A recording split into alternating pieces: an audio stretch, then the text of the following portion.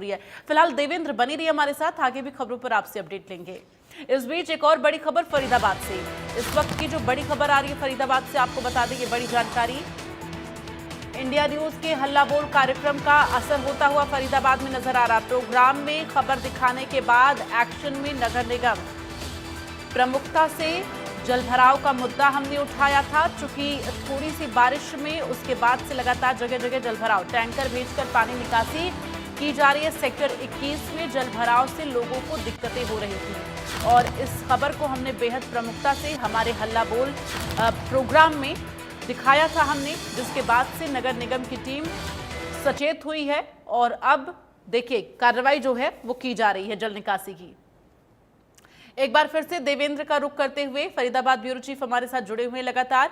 देवेंद्र, जिस तरह से हमने तस्वीरें जलभराव की दिखाई थी कि थोड़ी सी बारिश ने किस तरह से जगह जगह जलभराव की स्थिति देखने को मिली थी पूरे शहर में, अब उस खबर का असर होता हुआ नजर आ रहा है। बाकायदा हल्ला बोल के प्रोग्राम में हमने इस खबर को दिखाया किस तरह से लोगों को परेशानी हो रही है, जिसके बाद नगर निगम की टीम सचेत हुई है। फिलहाल अभी क्या कार्रवाई की जा रही है?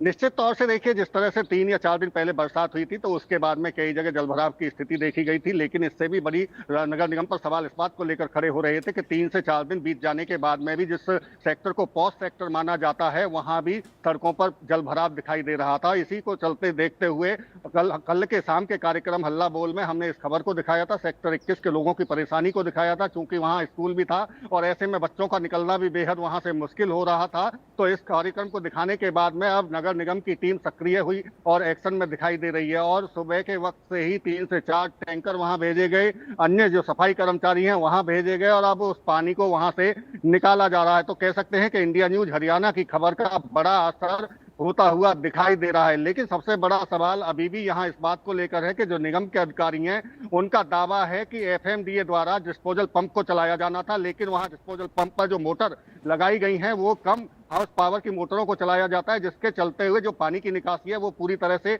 नहीं हो पाती है। इस बात का दावा निगम की तरफ से किया जा रहा है। अब देखना होगा कि जो आने वाली जो बरसात होंगी क्या स्थिति वहां की रहेगी, क्योंकि एक दूसरे डिपार्टमेंट पर पल्ला झाड़ने की कोशिश अभी तक फिलहाल की जा रही है। लेकिन इससे इतर अगर कहें तो आप सेक्टर वासियों को एक राहत मिलती हुई दिखाई दे रही है, क्योंकि सुबह से ही टैंकरों को वहां भेजा गया और अब वहां सफाई अभियान शुरुआत की जा चुकी है और काफी हद तक पानी की निकासी भी की गई है। जी चलिए, और ऐसे में अब नगर निगम की टीम को सचेत भी होना होगा, क्योंकि अब तो प्रदेश सरकार के द्वारा जल निकासी को लेकर बाकायदा राशि भी आवंटित कर दी गई है। फिलहाल तमाम जानकारी के लिए देवेंद्र बहुत बहुत धन्यवाद आपका।